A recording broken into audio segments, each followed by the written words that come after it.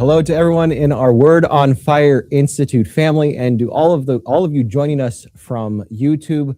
Welcome to another edition of Evangelization and Culture Live, our regular live seminars that look at issues and topic at the forefront, the intersection of evangelization and culture. All of our seminars are beautiful, amazing productions, but we have a very special one for you today. We are blessed to be joined by three sisters from the Sisters of Life for a seminar on how to evangelize with the gospel of life. How to evangelize with the gospel of life, those beautiful words from St. Pope John Paul II. Today's specific seminar, this is a 2-day seminar, will be a people of life for life. Now remember, if you're just joining us, this is the first time you're going to hear this, but you're going to want to do this. These are live seminars. We're coming to you in real time. We're not sharing the same place, but we are sharing time together. So please open up that chat box if you're on the Word on Fire Institute platform and introduce where you are tuning in from. And you'll see we are truly a global community.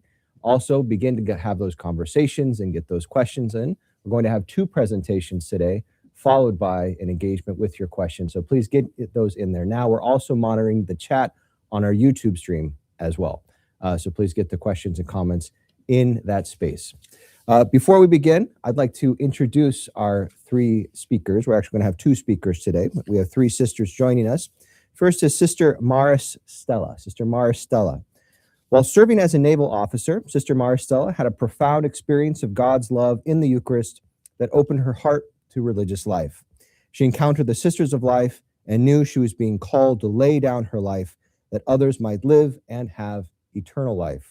Sister Maris Stella has served in various missions, including the formation of postulants, the visitation mission to women who are pregnant and vulnerable to abortion, the Hope and Healing Mission, which is a work of retreats and accompaniment for those suffering after abortion, and the mission of evangelization.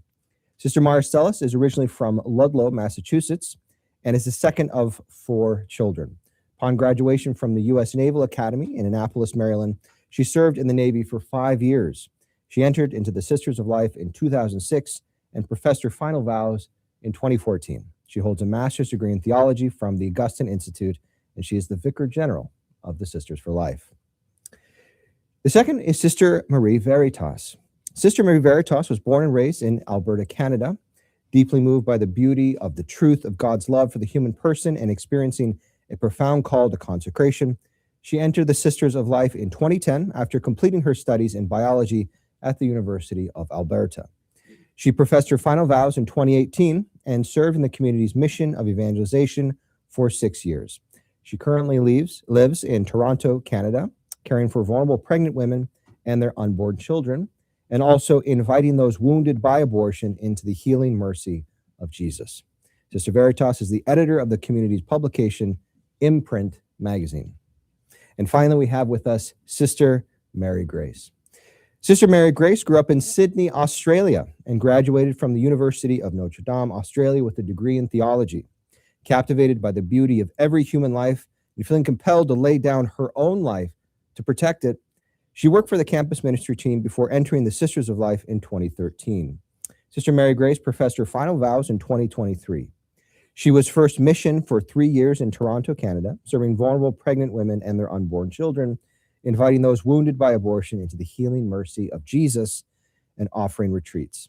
She then served in the evangelization mission for the community for 3 years in the Bronx and now in Denver, where she currently resides as the mission coordinator.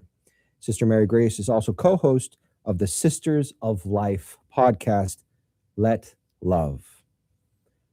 Please join me in welcoming 2 of our sisters to the platform. Class is in session. Thank you. Well, thank you so much. I'm so happy to be with you. My name is Sister Maris Stella, and today we're going to talk about St. John Paul II's great encyclical, Evangelium Vitae, the Gospel of Life, which announced to our world God's infinite love for each person and the truth and the dignity of every human life. A little story, though, I want to start with. One day, our sisters were out for a walk in New York City, and they stopped stopped to talk to a woman and her 4-year-old daughter. So they chatted for a while and then said goodbye. But before the sisters could turn to walk away, the little girl threw her arms wide open and said, "Hey, love me." In 3 words, she spoke aloud the desire of every human heart. We all want to know that we're loved. Each person aches to know that they're good, unique, and valuable. We want to know that our lives matter and that what we do matters and that we have dignity. We all want to know that we're loved. And sometimes it can be hard to believe that. But we know that when people experience being loved for who they are, not for what they can do, produce, or achieve, but for who they truly are, they thrive and live in the fullness of life. We want everyone to know that you are a very good gift and that you are infinitely loved by God. And your origin and your destiny is the love of God. So today, I'm going to talk about some of the history of St. John Paul II's document, Evangelium Vitae. Then I will name some of the marks of the culture of death and the culture of life. And then we'll speak about how we are called to build the culture of life. So the history of the document. Evangelium Vitae is known as St. John Paul II's signature encyclical. He gifted it to the world on the Solemnity of the Annunciation in 1995. The genesis of the document is a remarkable story that began in 1991 when John Paul II called the cardinals of the world to Rome for an extraordinary consistory on human life. More than 100 cardinals gathered at the Vatican and spoke for days on the threats to human life, specifically abortion and euthanasia. Among the cardinals was the founder of our community, John Cardinal O'Connor, who was the Archbishop of New York from 1984 until 2000. At that point, Cardinal O'Connor had spent his entire life proclaiming the dignity of the human person. As a young priest, he worked with children with disabilities, and he called them his first love. As a Navy chaplain for 27 years, he served in combat and strived to instill in officers character and virtue. As the Archbishop of New York, he advocated for the rights of the unborn, and he offered personal and diocesan assistance to pregnant women in need. He championed the rights of workers, and he boldly upheld the teachings of the church on human sexuality.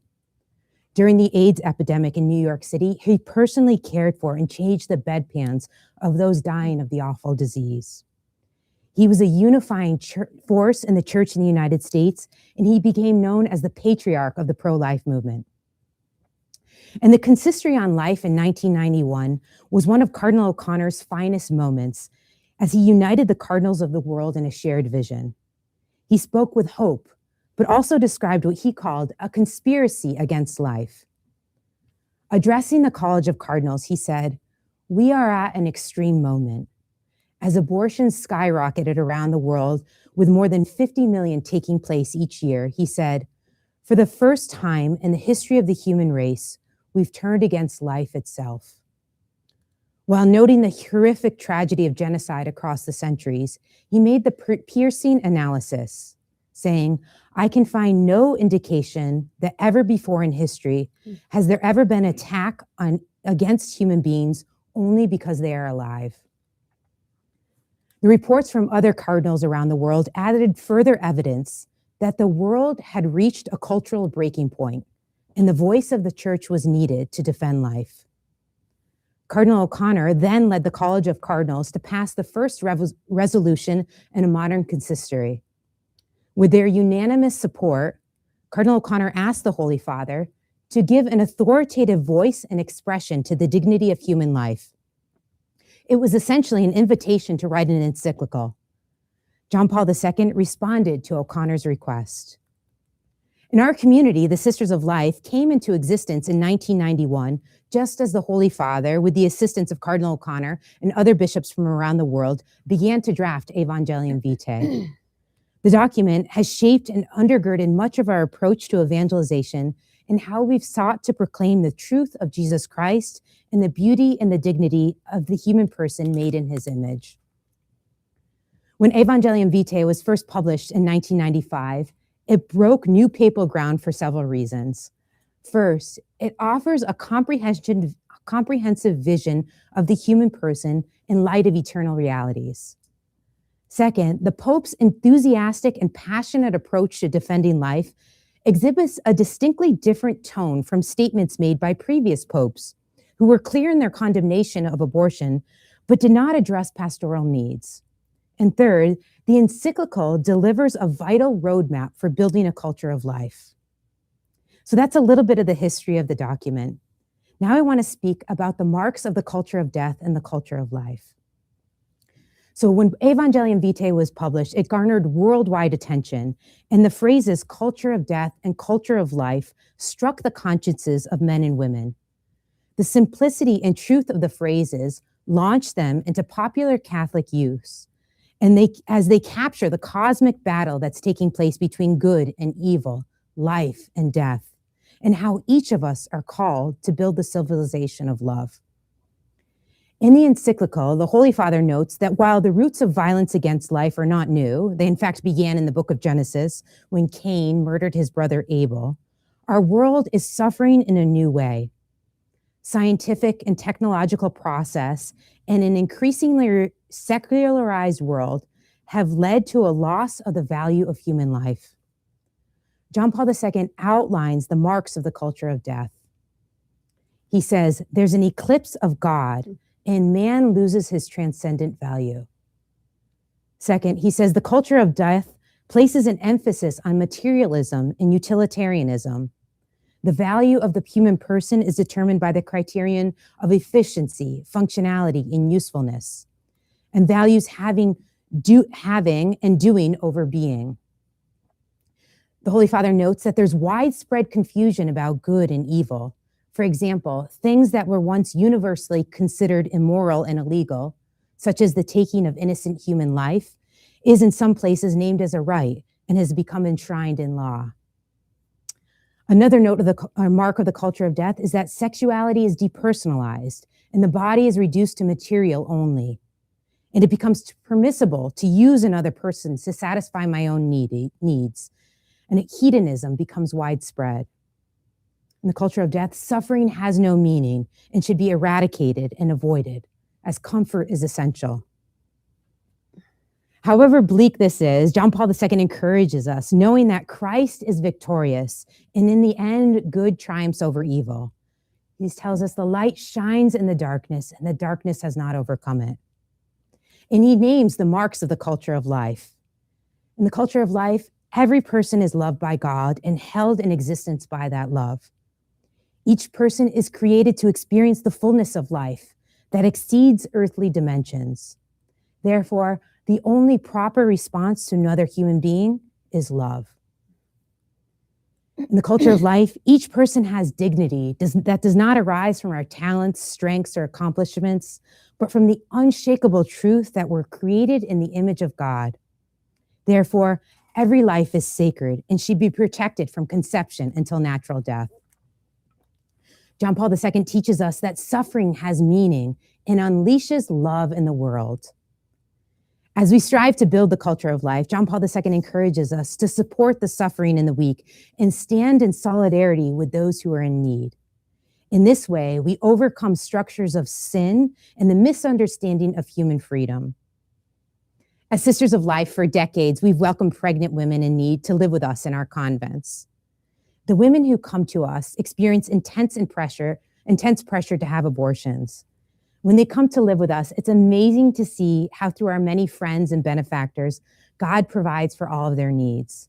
Everything from practical support of strollers and cribs and baby clothes to meeting their emotional needs. Not too long ago, the doorbell rang at our convent in New York City that's full of sisters and moms and babies.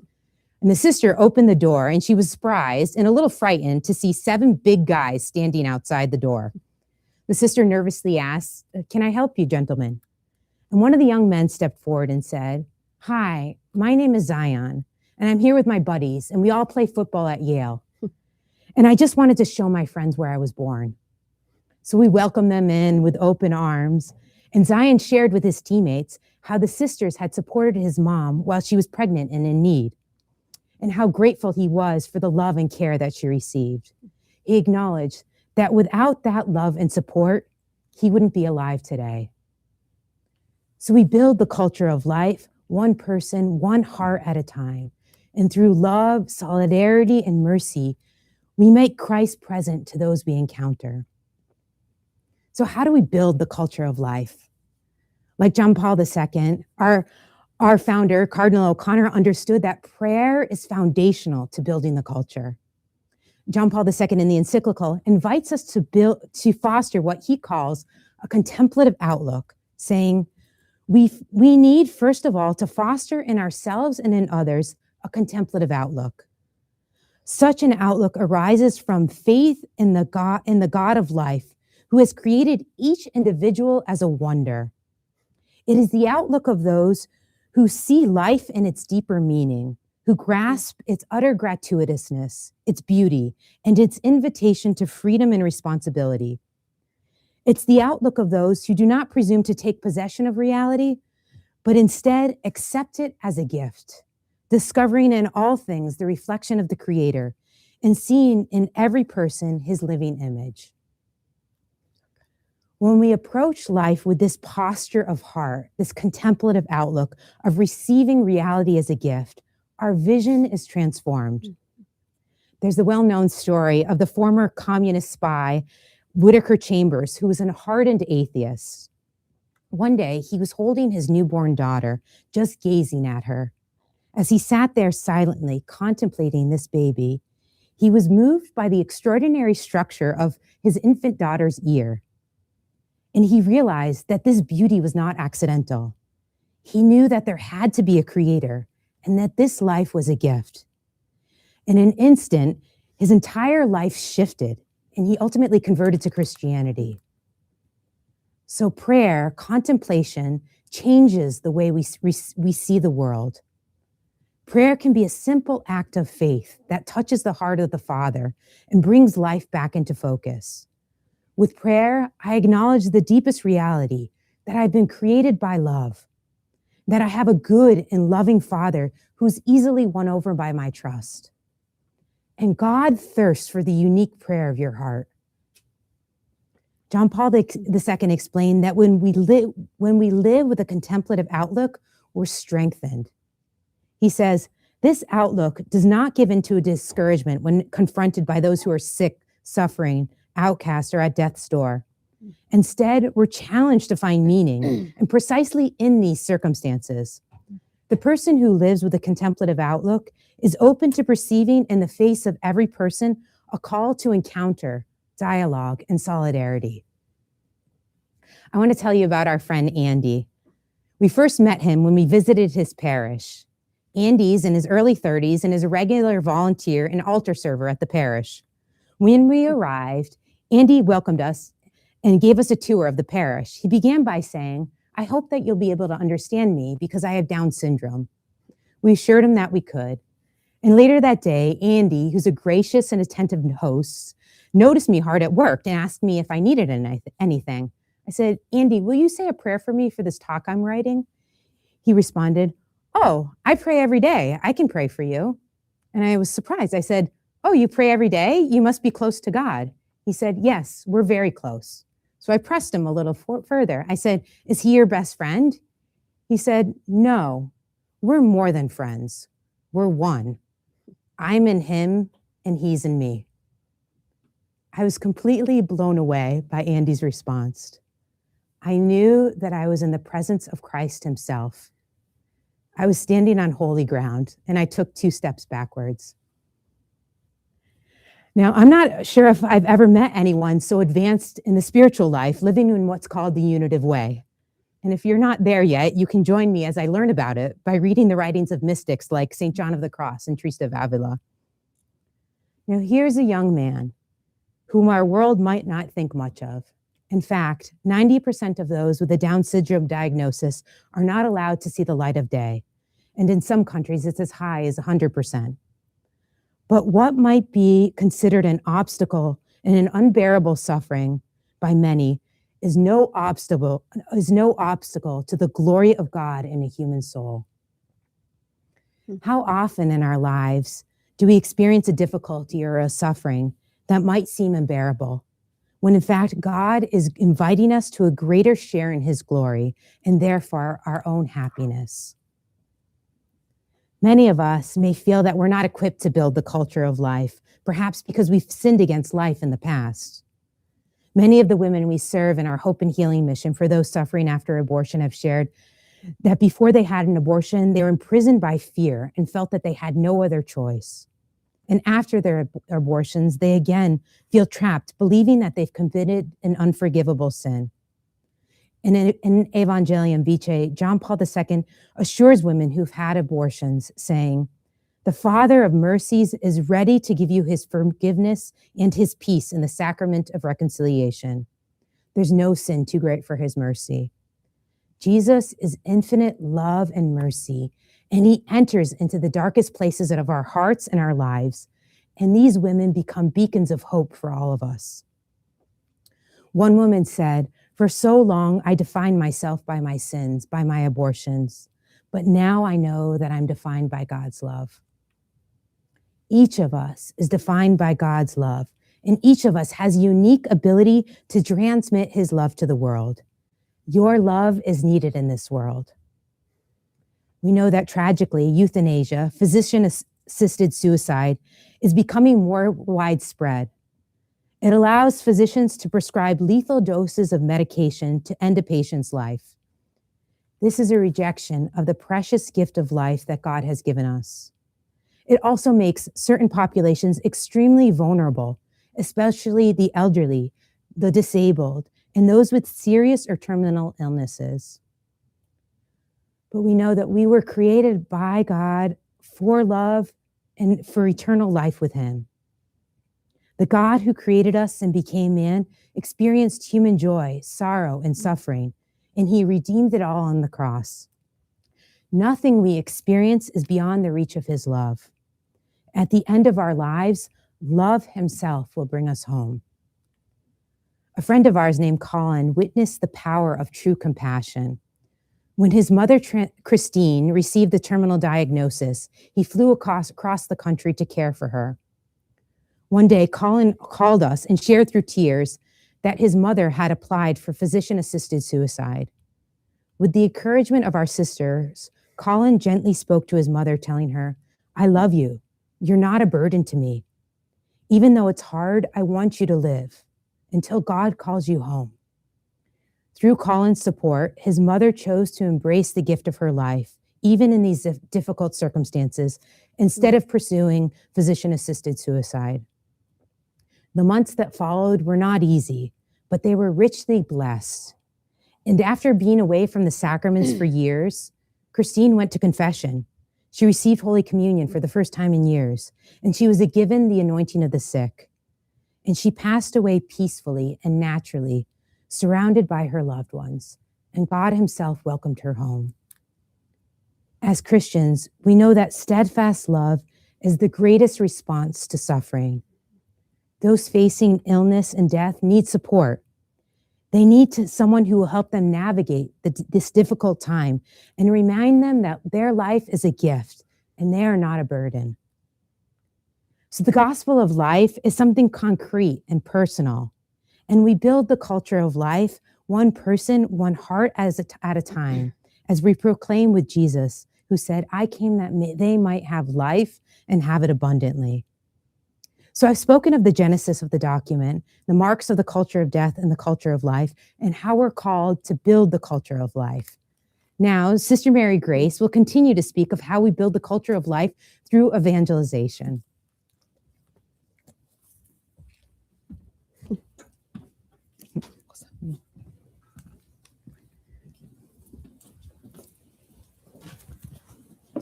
Thanks. Thank you, Sister Marcella. That was beautiful. Thank you.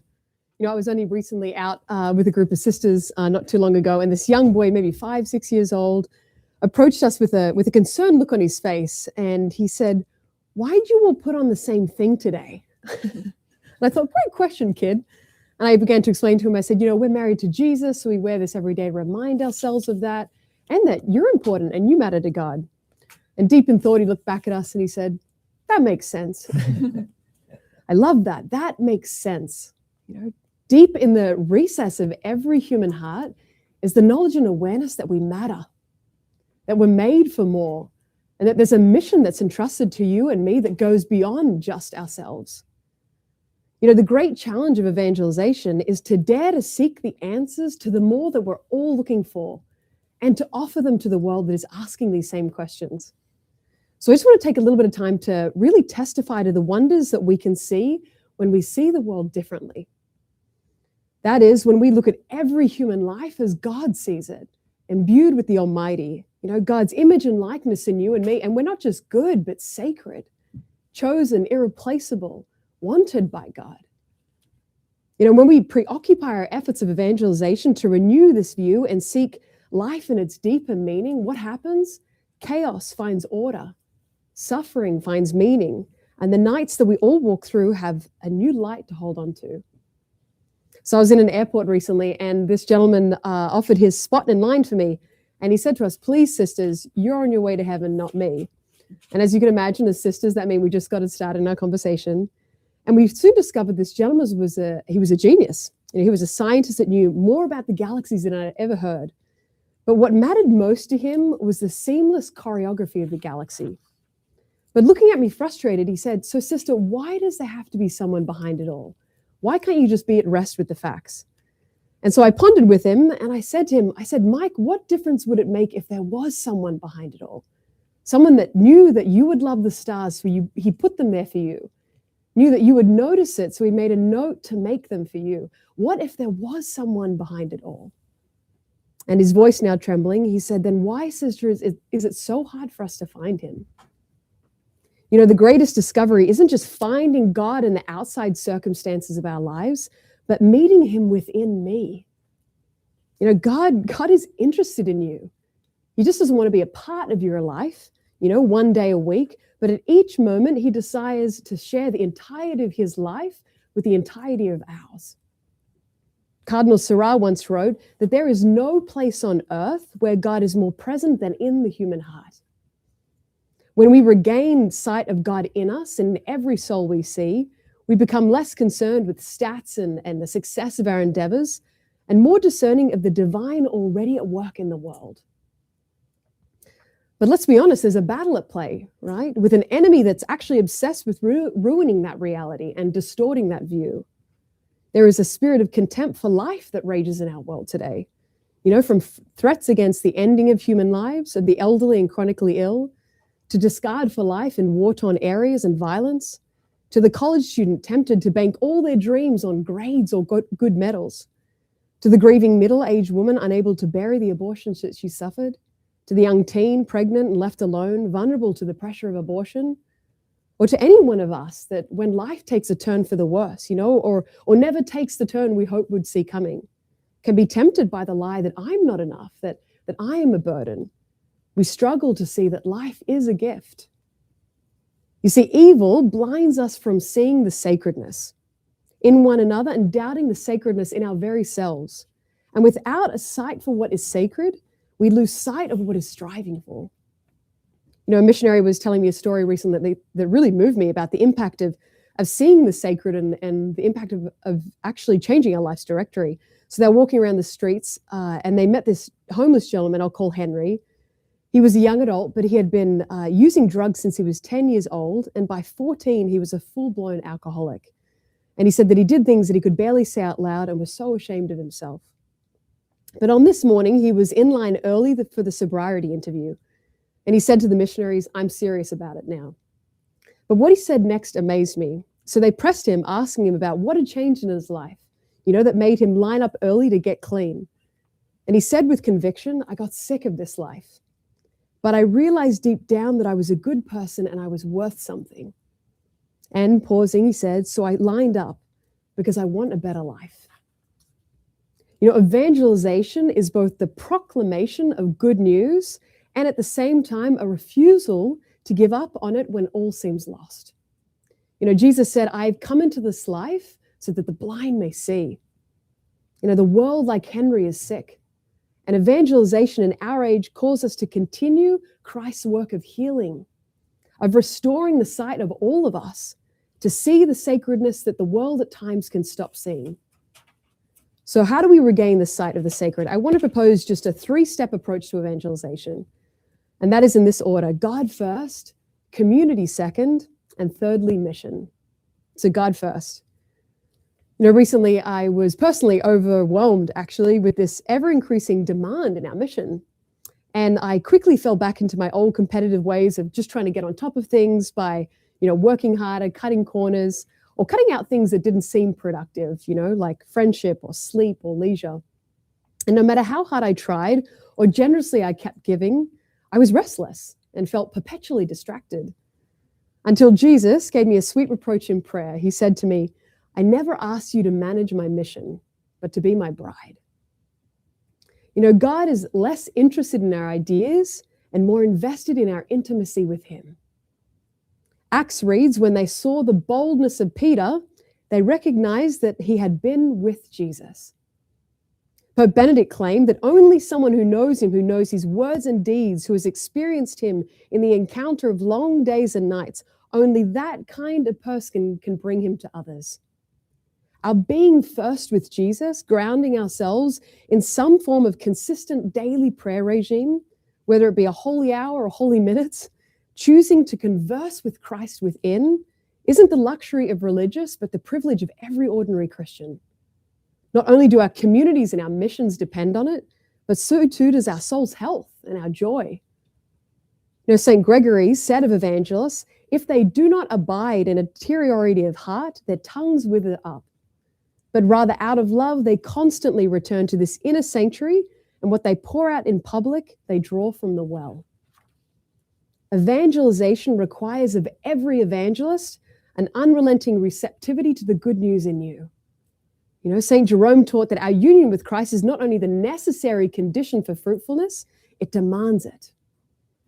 There is no outward evangelization of others unless there is a continual commitment to an inner conversion in us. The power of our proclamation depends on our proximity to the Paschal mystery. And that's a matter of never living far from it, never getting over it, never leaving it. I was in Rome recently and I was so struck by the awesome marble statues that were in every basilica. And what I noticed was that each apostle, each heroine was always depicted with some form of a dove from above. And I realized that saints aren't heroic just because they're unique individuals. They were the game changers because they were unified under the divine. They lived under the lead of the ultimate other. They knew Jesus came and they knew what he gave to stay, his Holy Spirit. Evangelization is primarily about what God is doing in souls, including our own, and then bearing witness to his light that no other insight can convey. So the dove is still above, so we need not be afraid to look up and actually to get used to a lifestyle of listening, of leaning on him and his directives. Our own founder defined mission as carrying your contemplative dimension to your ministry. He went on that regardless of changes, we save souls before we save lives, because we are first and foremost evangelists. Because the truth is, God doesn't just want to use you or communicate through you. He wants to live your life with you. And it's the lives that live with God that end up changing the world. So number 2, community. Each year as sisters, we go out on missions all over the place that we've been invited to, from conferences to schools, to proclaim this good news. And on one of these trips, we decided to invite ourselves. So we signed up for what is called the Ultimate Women's Expo. And I'm not kidding. It's literally America's largest secular women's expo. And in Chicago last year, as we were putting up our banners of messages of truth and smiling women, one lady said to her colleague mistakenly, "Look, they're into skincare too." But in Austin, God worked a miracle. The booth opposite us was a tarot card reader. And on the last day we were there, we asked her to pray with us. And in tears, she said to us, "I didn't think tarot card reading was part of my future. And I think this was my sign." She left the practice, repented of her work, got baptized, and just this past summer, married a great young Christian man. But sharing about the joy of going from an occult community to a Christian community, she said that in the occult, they have regular gatherings all the time. But she said, when you go there, you bring your version of the truth, your worldview, your spirits. They're always in the same place, but essentially isolated from each other, alone. After the expo, I'll call her Jane, Googled Bible church. and she walked for the first time into a Christian community. They listened to her, welcomed her, and they made sacrifices. She could find a new job, helped to start a new a lifestyle without asking anything in return. And shocked, she said to us, "Sisters, I didn't even know community like this existed." You know, we must not underestimate the evangelical power of friendship. Evangelization was never up to one star or one ministry show. From the start, under persecution or when the church was flourishing, they gathered together, they prayed together, they did mission together. You know, I was used to, before the convent, the order more of like God, mission, and then maybe community. You know, if you're lucky enough to be in a thriving parish or really good campus ministry. But these are gospel guidelines that God gave us. You must love one another, and by this, everyone will know that you are my disciples. And our own founder, Cardinal O'Connor, was convinced of this when he reflected with us. How can I love this woman who comes to the door of the convent if I don't even love the sister that I'm living with? You know, and he went on to say that our charism, which is our God-given gift to the church, quote, will perdure as long as we love one another. And when we stop loving one another, then it will disintegrate. It will be fraudulent, meaningless. No one will listen to you. No one will pay attention to you.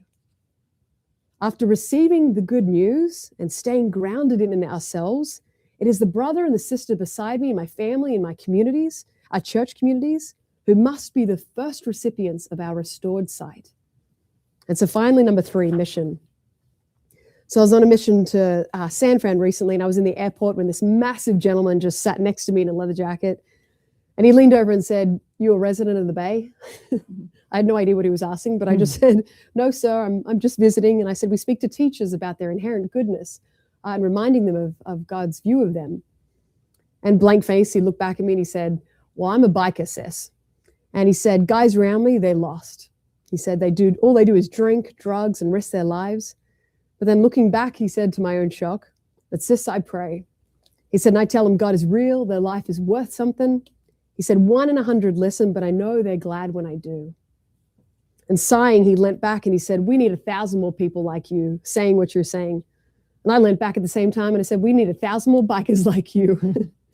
And straightening his jacket up, he said, "Well, I was just thinking about giving up on preaching to my bikers, but now I'm going to go telling them what I know they need to know."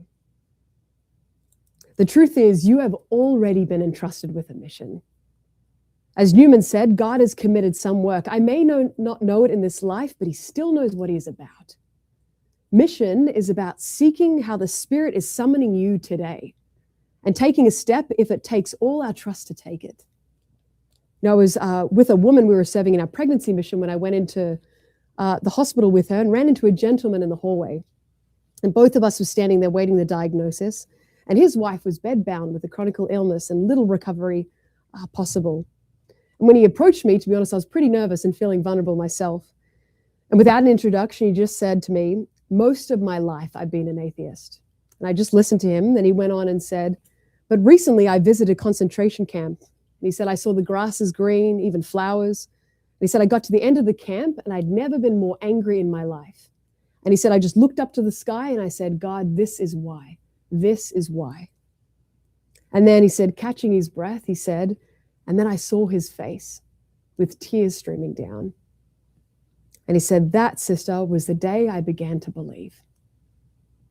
Since the intervention of Christ in human history, even the darkest places on earth no longer have the final say in our days. God is still intervening in our stories and in every single story we see. Hope holds on, not with idealism or positive thinking, but with the unbounded conviction that Christ can make something of the mess I see before me. Hope isn't blind to our real needs or in the situations we all find ourselves in. It's the capacity to see the gaps, to see the lacks, and still move towards Christ in trust. Our own founder, the late John Cardinal O'Connor, Archbishop of New York, felt a spark of summoning in his soul in the last place he expected to find it. And it became the start of our very own community. He too was walking through the atrocities of a Dachau concentration camp and was stopped in his tracks at the disregard for the sacredness of human life. And he cried out to God in dismay, how could we do this to one another? But it didn't end there with the darkness of the death camp. In that same place, in that same moment, another inspiration came. But this one was different, imbued with light and hope that led him into a new mission in his life. And in his words, he said, "If I live for a week, if I live for 20 years, my last breath will be in the support of the sacredness of every human life." You know, he wasn't a young visionary.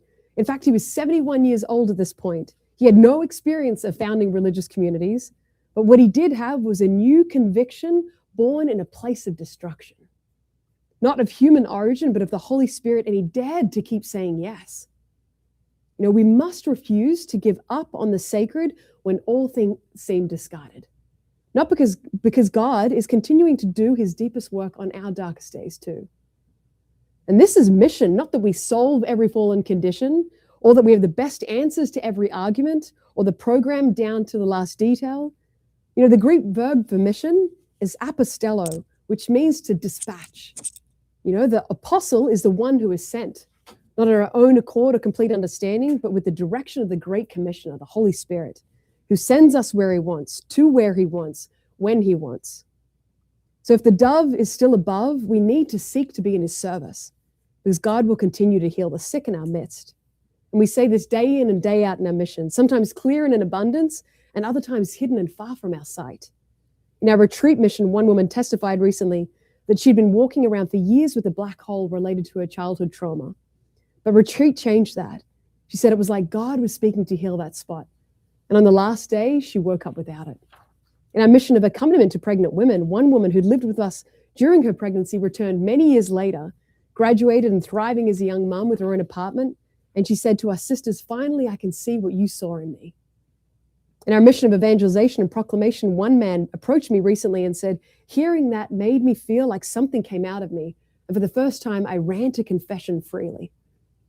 And in our mission of accompanying women who have suffered abortion, a woman declared to me recently that her desire for more was apparent. And she said, "Sisters, I'm done with empty promises. I tried to bury that suffering, but you can't do that. I want change, I want God, I want more." You know, the spirit of contempt for life still assails us today. You know, but we have not been left orphaned. The help of God, our advocate, the Spirit that raised Jesus from the grave, guides you too. So do not hesitate to place him first in your life and his directives as your compass. Do not delay your efforts to enter into community and to love bravely those who have already been entrusted to you. And do not be afraid to be sent, to be dispatched by the Spirit of conviction that is summoning you to his service today. Because when we do our evangelization efforts, we'll proclaim the good news and we'll refuse to give up on the God-given sacredness that he's already given you. So it's a gift to be with you. I know of our love and our prayers, and I believe that Dr. Matt is going to help guide through some Q&A. So play nice. Thank you. Yes, please. Thank you so much to you both. It's so ennobling and inspiring and dignifying. And just a beautiful reminder for all of us who are watching of the great call that we have and the precious treasure we're called to protect. So thank you for orienting us in this way. So let me begin with some specific questions that have come in from our Institute members, and then we'll zoom out, as it were, to talk about some more of sort of the culture of life and the culture of death, asking for your insights. So we have a question here, a very specific question from Eileen. How many women are in the Sisters of Life right now? There's 142 sisters, and it's really amazing. They come from all over the world, and every year God is blessing us with really incredible, talented, beautiful young women who receive the call of God and enter. So it's God's blessed our community tremendously. And for women who may be watching now or on a replay of this, who may be interested, what is the process for discernment? How can they get in contact with you? And so the first step would be to go on our website and reach out to our vocations director. And that begins with a conversation and seeing how God is at work in this person's heart and soul. And so it's usually a bit of a process, but we want to journey with each woman so that she knows she's loved by God and that he has a very specific plan for her life and for her love. That'll be glorious. Totally. And I remember a sister once said to me that was so freeing. I remember she said to me, "Ask the Lord the question, how have you created me to love?" And that for me just kind of took the pressure off of like trying to figure out the answer or know what exact step next to take, but actually to turn to Jesus in prayer and really like to put the pressure back on him and ask him, like, how have you created me to love? You know, why am I here? And that question is always blessed and always bears beautiful fruit. Yeah. It's a more general question based on my own sort of anecdotal experiences, but I know it's more widespread than that is, for individuals who are concerning, women or men who are considering a vocation, but they think of themselves as unworthy, that only if you've lived a basically perfect life up until the moment of vocation are you even eligible to be considered. What do you say to those who are struggling with a... I'd say we wouldn't be here if that was true. Yeah. We're all sinners, and we're all deeply in need of God's mercy. And a saint is someone who's received God's love and mercy and lives in that. And so that's all of our stories. None of us has earned God's love, but we're humble recipients of it. And thank God we all fall and stumble, and we rise again to glorify his mercy. I think that's a beautiful thing about it that you were saying, is that like vocation is a call. You know, this is not something we earned, or, you know, we made the cut or whatever. You know, it's really, it's a divine calling from God. So I would say not to be afraid to ask it, you know, whether God leads you down religious life or invites you into marriage, like whatever it be, that question is fruitful regardless, and a beautiful journey to begin that in your own heart with the Lord, and your prayer of like, how have you created me to love? Is it the priesthood? Is it religious life? And it can bring up a lot of fears and a lot of dreams, but with Jesus, it's always blessed. Amen. So we have a question from Samuel, who asks, how do you approach this with this whole topic with family and friends close to you that have questions about these subjects, and many times are complaining that the side of life lacks empathy, and that we truly don't understand the complexity of these situations? And if I can just add a gloss on that, oftentimes, as you all know, that is the framing, right? Is the side of choice is the side that is truly empathetic to women's concerns and to the difficulties they face, while the side of life is seeking to impose a kind of moralizing structure and is causing harm in that way. How do you respond to that general critique? I know over the years, we've served thousands, literally, of women who are pregnant and in crisis and all kinds of difficult situations, some of the most horrible conditions you could imagine. And so often when we sit with a woman who's in crisis, just with her, being with her, listening to her, allowing her to rest and listen to her own heart, so often we realize, we ask her, what is the deepest desire of your heart, a pregnant woman? And so often it is to choose life. Every woman is created to love and receive love and give that love. And so if she's able to slow herself down, calm herself enough, the desire arises to choose life for her child. So we see it over and over again, even in the darkest, most difficult situations, that when a woman is loved, she can do anything. So in these dark situations, these challenges, we try to pour love, and then she rises and she responds. I know you've seen many challenging situations too, Sister Mary Grace. Totally. No, just to echo that, like I remember, I think like the first time that I was in as a novice on a meeting, and I remember I was in a panic. I was like, how do we fix the situation? What do we do? Like, I kind of was like, where do we start? And I remember talking to the sister after the meeting. I'm like, what do we do next? And I'll never forget, she looked me in the eye and she said, Sister Mary Grace, we can't fix this woman, and we're not here to fix the woman. She said, every woman needs to be loved. And literally, it kind of like took the pressure off. And I know that sounds simplistic and idealistic, but actually, at the heart of hearts, that's what we're looking for. To know that we're not alone, that we're going to be supported. And precisely what you're saying, not forced down a direction, but actually, loved and received and listened to. And literally over the 4 hours that we met with this woman, like at first she was literally on the couch like this in fear. By the end of the 4 hours, she had relaxed physically so much that she even fell asleep on that couch. But it was like this visual experience of someone that is not being used or forced or coerced, but just listened to and allowed to become. And as Sister said, then she actually discovers the dreams and desires already in her own heart without pressure and force. But I think what you're highlighting, this desire, this need for empathy and compassion, we could definitely grow in, because it's powerful, and we're on the side of true compassion. So the pro-life movement, understandably, and for very good reason, oftentimes speaks about the support of the woman and the baby, the woman and the child. And of course, you're offering all of these very necessary services for them. What messages do you have, though, for fathers? First, can you speak about sort of the woundedness that abortion causes to men as well? And then in response to that, what kind of compassion do you offer? What kind of message do you offer them? Yeah, great question. Yeah.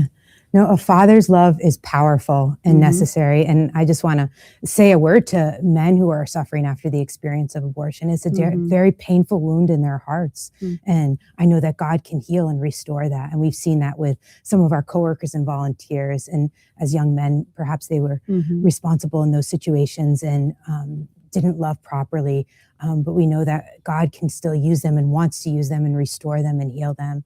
And we also know that men are created as protectors and providers. And when they can step into that role, it is so powerful. So often it's really fun to see. I'm sure you've seen this a lot of times, Sister Makers. We'll be working with a woman and telling her, you can do it. We're with you. We support you. And we'll talk to her for weeks on end. And then a guy will tell her the exact same thing. And she, in one sentence, one word, she listens. It's so strengthening and noble when a man, a father can tell her, we believe in you, or I believe in you. I see you can do this. It's miraculous even. And so men have a great gift to bring to the pro-life movement, and their love is powerful and has an ability to strengthen women, and we need their witness. And I need to add to that too. Just a word like for the power of spiritual fathers too. But a lot of, if not most of our women that come to us seeking deeper healing is because a priest first preached mercy to them and kindness and compassion, and spoke about God's infinite love and mercy that knows no bounds. And really that first encounter with a good father is so restorative, so powerful. That really, like, we're serving women in healing because men have taken their fatherhood seriously. And I believe too that the pro-life movement is awaiting an awakening of masculinity. And if men were to step back in their lives, I think we'd be out of our job in most parts. But just the power of a man's presence, both spiritual fathers, actual fathers, and then not to denounce the power of masculine mentors in life, that whether you have children of your own or not, that seeing the goodness in another person and saying it and claiming it and protecting it and fighting for it literally is life-saving. It's powerful. That's just so powerful. Let's drill down on that a little bit more, because as you know, the pro-choice movement says to men, butt out. It says nothing to do with you. The only thing you can do, even if we allow you to do that, is to support it 100%, and otherwise don't say anything. So that's sort of the standard that men are up against. How, in a very practical way, how can men address women who are contemplating an abortion, including their own either spouses or partners, however you want to characterize it? What can they say that may have an influence, given that they're operating within this such toxic environment where they're told to shut up? Yeah, I know. I think sometimes the culture suggests that men should say to those who are pregnant, their girlfriend or their wives, I'll support you no matter what you choose. But when a woman hears that, she actually, it doesn't help her in any way. What a woman really needs to hear is that this is our child. I'm with you. I'm for you. I want to bring this child to life. And when a woman hears that, she's strengthened and can choose life. So men have an extremely important role in supporting and fostering that new life. I remember one woman I worked with in Toronto, and walking with her, and we took her out to a cafe, and her fiance was there, and we spoke for hours, and we just felt like we were not getting any headway, and actually we're getting more discouraged with the situation as we went on. We were like, maybe we should just be quiet. I don't know. And but her one biggest fear was telling her parents. She was terrified. This good Catholic girl, didn't expect it to happen. We're trying to avoid it. And then basically she was like, sister, I just can't imagine telling and disappointing my parents, especially my father. And that was kind of like her main motive to actually have the abortion, was to avoid that conversation. And so that night she went back to her family home and had already committed to not telling her parents. But as soon as her dad walked in, she just broke down crying uncontrollably. And her dad, asked her what was up, and she just blurted out. She said, Dad, I'm pregnant. I have a little one inside me. And he didn't say anything, actually. He walked across the room, held her, embraced her, and then he said to her, your life is a gift. Every life is a gift. I'm with you. And literally she called up the next morning. I was like, who is this girl? She sounded like completely new. But it was literally like, again, it wasn't the word, but it was, I think that men have this call to be guardians of the truth, guardians of the good. And when a man proclaims that, and God has given some authority and capacity for the word of a man to be quite strong in a woman's life, for good and for worse. But when a man embraces the goodness that he's called to, it literally saves lives. And we need that. Our mission needs that. The women we serve need that. Yeah, so it's powerful. Some tears in my eyes. Manly tears. Manly tears. That's okay. So a word for let's say Catholic parents. On the one hand, we want to protect our children from the deviancy of the culture of death, and especially its call to engage in premarital sex and lust and all of those things. On the other hand, our children can and do make mistakes. Perhaps we've made mistakes in the past. How do parents balance that kind of engagement with their children? On the one hand, making it very clear that this is a household that loves and serves God, but at the same time also making it clear to them that if they do end up with a pregnancy, that we are here for you 100%. Yeah. Don't flee from us. Yeah. No, I think exactly how you said it. You know, we want to, of course, we want to teach our children that to save the beautiful gift of human sexuality. That's a gift that's meant to be in the sacred bond of marriage. And so our young people are up against so much in our culture. But when they can return home to parents who will love them no matter what, who will support them with love and mercy, there's a freedom there to choose life. And so we see that so often when parents embrace the gift of the new life, their children and grandchildren. It's something beautiful. And so, I think only to add to that, that's beautiful, sister. Even just, even just the witness of testimony, I think too, like I literally didn't, I remember growing up hearing about the abortion issue. I was so convicted about it, and I was so riled up as a teenager and thought it was the most important thing and was really gung-ho about it. And it wasn't until college, until I walked with another student that got pregnant and then didn't know what to do and unfortunately proceeded with the abortion, that I experienced this whole new love and mercy for this girl that I hadn't had before. So to even to expose our children to conversion stories and testimony, to see that, this is the way, but actually God is so much bigger and greater and more involved in our lives than to be limited by our mistakes. And that we have that we praise a God that is all merciful, that sent his son to show us that there is no sin that holds his love back anymore. And that he's not ashamed of us when we go astray, that actually this is the way back in. So I think in some ways, even just testifying to, standing up for the causes that we're for, and then also that the causes that go astray, that just God is so much bigger than that, and he can work through any mess.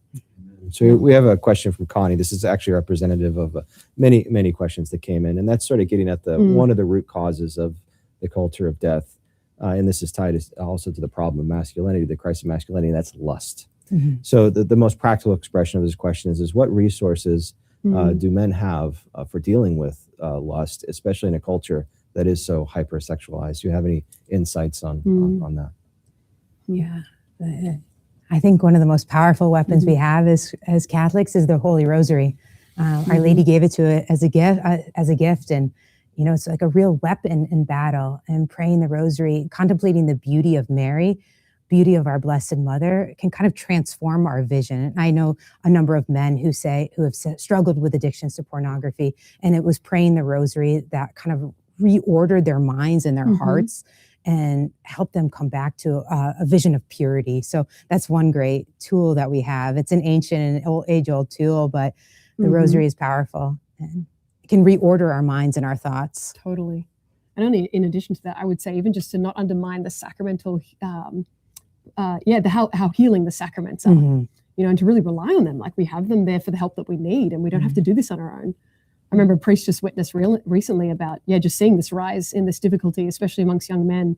And he proposed, instead of being fixated on the issue and the temptation and the distraction, to actually allow our hearts more often to be distracted by truth and goodness and beauty, and actually allow those occasions to be a propellant towards what is real and what they're actually seeking. And they're given shallow answers, but they actually have deep needs there for love and to be known and to give of their love in beautiful ways. To actually, I just thought that was really moving, to allow our hearts to be distracted by the truth even when we're tempted. Yeah, and to maybe even ask the deeper question, what is it that we're searching for when we're looking at these things? There's a search, a longing in the heart for goodness, for love, for beauty that God himself wants to fill. Absolutely. Right. Reframe, being distracted by truth, There you goodness, go. and beauty. Here we have a question from Madonna asking about your, I suppose we could say your strategy or your methodology. She says, it seems that you evangelize the people that come across your path, or do you actually actively seek people to go engage with, or both? Great question. I guess walking around like this, it kind of happens to us, but one way. But we do have a mission of evangelization. So we have a group of sisters that go out in response to an aching need, actually, from people of all ages and countries that have been asking us, sisters, what you speak about is needed. We need to hear this. We need it to be spoken to us. So we often have trips every couple of weeks where we go to parishes, youth groups all around the world in response to this ache that has been there since the beginning of our community, really, of this cry of yes, this is the truth that we speak to the vulnerable pregnant woman. But actually, all of us need to hear this truth. whatever age we're at, and especially we're seeing in the world and the cultural environment right now, it's the elderly and the aged, it's those with difficult diagnoses that are questioning the same questions that the pregnant woman is. Is my life worth something? Is there more than just the mess in front of me? So we're hearing the privilege of hearing this cry of like, sisters, please speak more about this, because the gospel of life is powerful and a really contemporary answer to the ache of the human heart across all ages. So we do that. We respond to that cry, and then every now and then we go to places where we believe we could be of service to the women, like at the expo, and then obviously just the amount of encounters we've had, even being here in Minneapolis, that allow people to have a conversation about God that I think they're really wanting to have. A question here from Stacy. She says, I'm a nurse, new to volunteering at my local pregnancy center. What's your advice on how to evangelize with the women I encounter? And to add a gloss on that, what advice you have for medical professionals in general, nurses and doctors? What special insights and gifts can they bring into this fight for life? Yeah, no, that's a great question. Well, thanks. Hats off to Stacy for volunteering at the Crisis Pregnancy Center.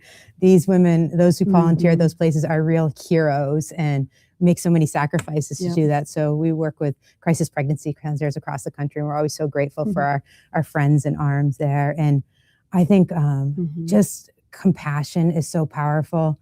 Mercy, like sitting before the person in front of you, maybe like we'd like to think of sitting before them in a posture of leisure, and just allowing that person to open her heart to us, and not thinking of her as something to be fixed or a problem to be solved, but that we have a love that wants to give, and to allow this person to know that this person before me is sacred and has dignity, and that I am privileged that God has allowed me to encounter this person, and that she is meant to be a gift to me.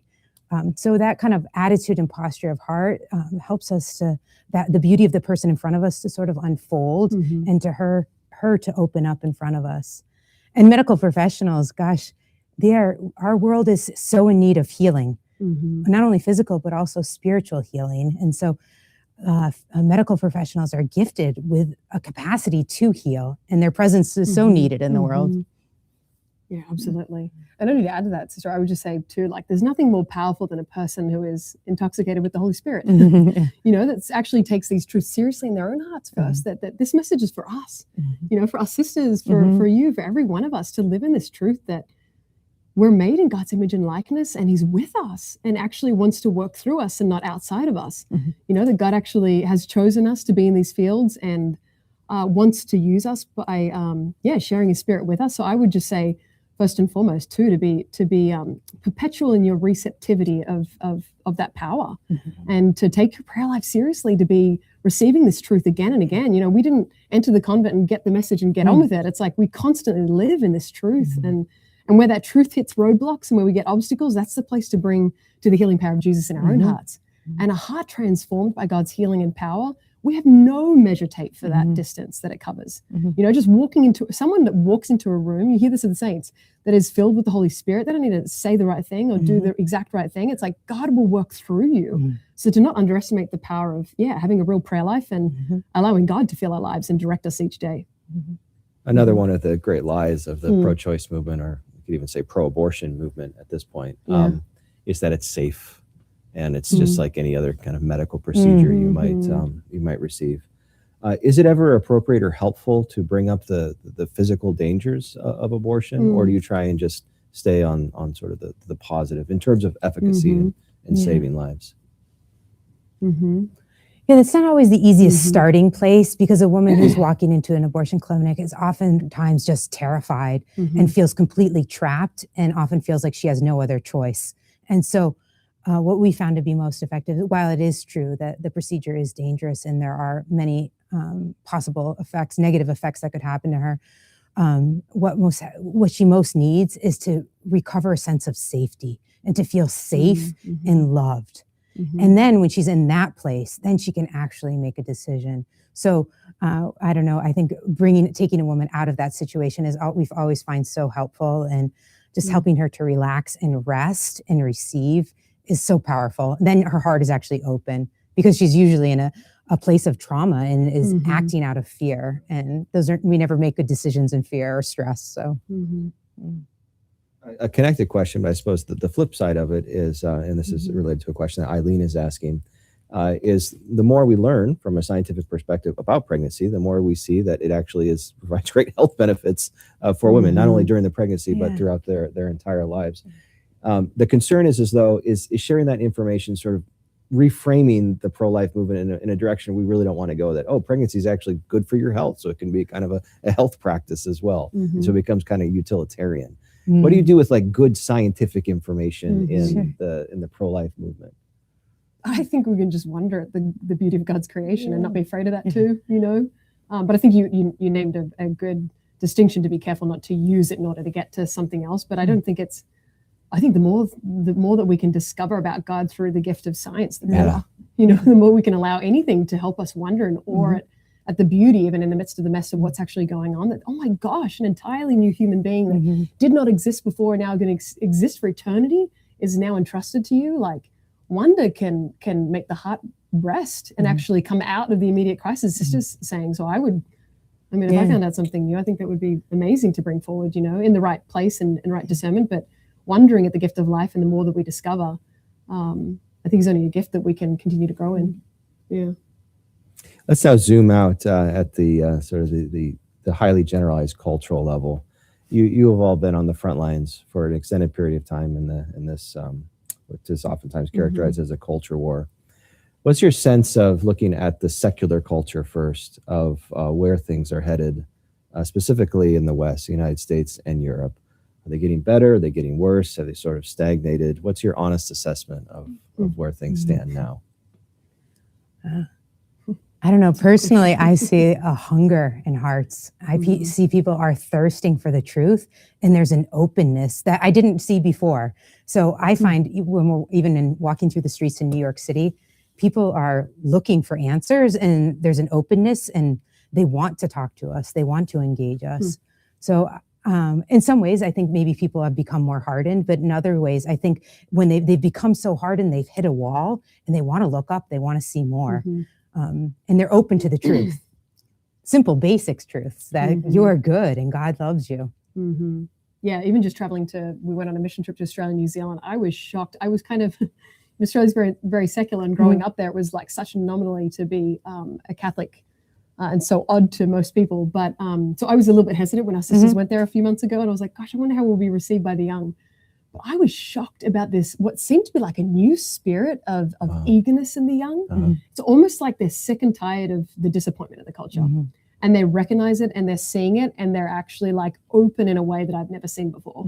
So yes, it's like, of course, we see like the culture is like, oh my goodness, despairing in so many different ways. And yet we also know and also believe that there is a greater spirit that can be convicted in those places. And I think that's what we're seeing in the return to the churches. And I remember this one girl in New Zealand said to me, she said, sister, until you all spoke to me, I've just grown up with people saying to me that you're bad until you prove me you're good. And she said, but I didn't know that I was good and could live that way without having to do something bad. And it was just like, so it's almost like these young people have grown up with lies, but they also know the truth. They have a sensitivity to the truth. And when they hear it, they recognize it, and they will respond. And please God, you know, we hope for that in our children at all ages. And sometimes some people are slower to respond, but actually believing in the truth that our hearts have been created for this truth. They're made to know it, and they're unsatisfied without it. We can go confidently with the gospel, knowing that even if they don't receive it right now, their hearts know that they have heard truth, and that, please God, one day they will turn to it. So that's so hopeful. At the same time, there's also these currents in the culture of death that I know you're aware of.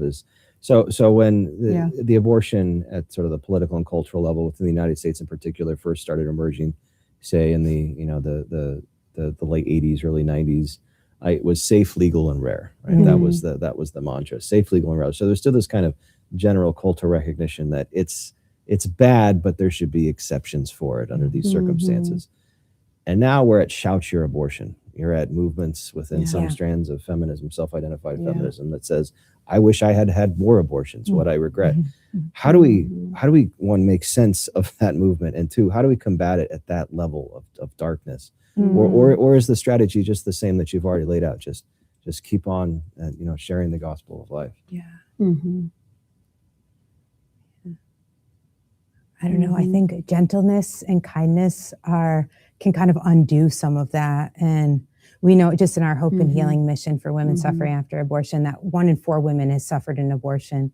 And the women who come to us So are many. aching and in need. So as you say, it's not rare.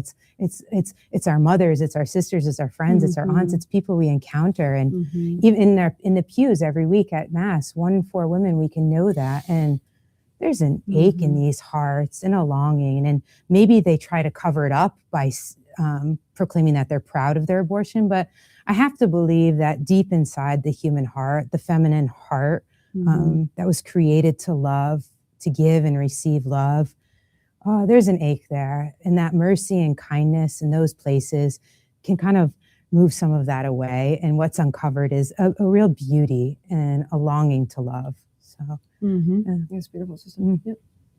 Mhm. And it's a practical question connected to that Mhm. is how should we respond in circumstances in which we've talking with somebody, a woman we've known for some time perhaps, Mhm. and it comes out, she shares that she's had an abortion. Mhm. How do we prevent ourselves from having a kind of visceral reaction or the yeah. kind of face that we make Mhm. to move that in the wrong Mhm. direction? Yeah, sure. Yeah. How can we prepare ourselves to respond with Just mercy in case it does, and it does happen sometimes. I think It's first of happened to all, me. it all begins with knowing that each one of us are sinners in need of God's mercy. And so when we begin with that posture of heart and that kind of attitude of humility that Mhm. I'm a sinner redeemed by Jesus and I need his Mhm. mercy. And in some ways, I don't know, all I can say is that I learned so much from the women we serve in our Hope and Healing mission because they really believe it. They really believe in the power of mercy and the power of God's love. And so to me, they're heroes because they've received that. And so I think it's fostering an attitude of receptivity, of knowing that I need God's mercy as much as everyone else. And Yeah. And I think also just acknowledging that abortion is a suffering. Mhm. You know, these women have suffered rather than responding of like, oh, that's wrong, that's Mhm. off. It's like actually allowing our hearts to be moved in compassion. Like this is a woman, whether she recognizes it now or not, that she's undergone a deep suffering. Mhm. You know, and for many women is unreachable for a long time because it's so deep. It's such a pain in the maternal heart and in the feminine identity. So I think first and foremost, recognizing it's like this is a woman that has suffered deeply, and you know, it just reminds me of a story. Actually, Sister Veritas and I were in the Bronx, walking and just praying quietly outside a clinic, and this woman, she was a grandmother, and her granddaughter walked towards us, and this grandmother was just full of rage. She was so angry we were there, so angry we existed, so angry we were praying. Everything came right up to the two of us. And yeah, foul language just like was really like all over the place. So I kind of like was talking to the granddaughter, and Sister Veritas began speaking to her, and I was talking to the granddaughter, and minutes passed, and they're just talking. And the next minute I turn around and this woman's crying, hugging Sister Veritas. And I remember thinking, what in the world just happened? Fast. And I spoke to her afterwards, and Sister shared that this woman had shared with her that she had suffered 17 abortions. 17. And she explained to her, and I'm paraphrasing here, that basically that she had felt so rejected and judged by the church, and Sister was the first person that listened to her. And so I just think also to not underestimate the power of listening. You're not doing a practical social skill. You're allowing a heart to unfold, a heart to be safe, a heart to share. And please God, this woman is now receiving further healing too with our community and more. But that she first needed a place to know that she wasn't defined by her abortions. Right. And a listening, compassionate heart gave her a way forward there. We're almost out of time. And thank God we have another day because this is so useful to us. We're so grateful you're here. But so we oftentimes hear that I was judged and rejected by the church. And of course we don't want that. What kind of specific things do the women have in mind, or are they recalling when they say that? What kind of negative encounters did they have more specifically in relationship to the church, so we can make sure that we're not doing that as a community moving forward? That's a good question. Because I hear that language frequently. I was judged and rejected by the church, but I never hear a follow-up of what that looked like or what that was specifically. I think sometimes when we speak about the truth of the sacredness of human life, we can sometimes we in the pro-life movement, we can come across harsh or condemning or even weaponized truth. But if we approach it with, as Sister Mary Grace was describing, looking at the wonder of God's creation, the wonder of God's love without maybe a harsh or condemning tone, and to uphold the women before us, like Sister Mary Grace, using that example of that woman who had suffered many, many abortions in her life. In many ways, she's a victim of our culture. And I'm sure there were people around her who failed her, friends, family, fathers, brothers, the men she was with failed her. And so we need to now reconstruct that and surround her with love and support. So what does a woman hear? Whether or not she hears it vocally, she's hearing those lies in her mind for sure, that you're not good enough, what you did was wrong, that you can never be forgiven. So whether they're actually spoken, you can know for sure the enemy is capitalizing on those. And so it's our work to kind of undo some of those lies with the truth and speaking mercy to her over and over again. Exactly. Yeah, and just as you're saying, really, like, I think the pro-life movement has such an opportunity here to almost commit to, whenever we talk about life, never to leave that without the second word of mercy. That we actually, because the culture, and the sister was saying, so many women are hurting, that we actually could not speak about the gift of life without recognizing God's mercy for when life goes astray, when we make decisions that go astray, when we're forced into positions where life goes astray. Which all of those can be the circumstance of why someone has an abortion, that when we wonder and receive the gift of life, that we must keep mercy in the message. Amen. Well, thank you so much. And to be continued. To be continued. Thank you. And thanks to all of you who joined us today. If you're watching us on YouTube, our YouTube channel live, if you'd like to see day 2 of the seminar, and I know you do, please sign up for a free Institute membership at institute.wordonfire.org. That's institute.wordonfire.org, where you'll find this content and so much more. Thank you all. God bless. And we'll see you again soon.